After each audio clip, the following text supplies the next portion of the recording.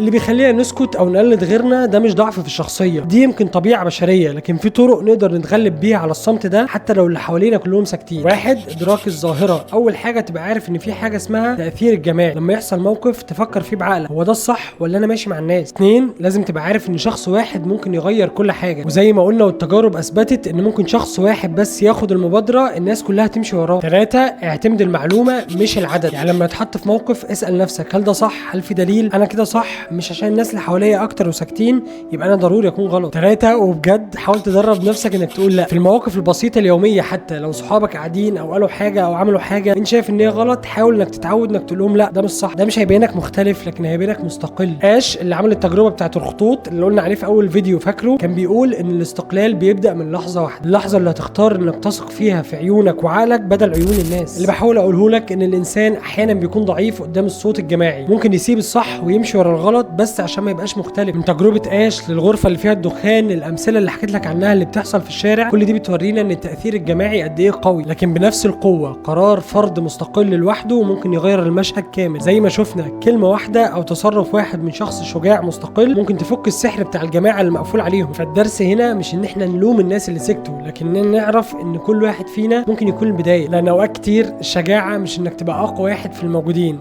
الشجاعه انك تبقى اول واحد يقول لا او اول واحد ياخد المبادره.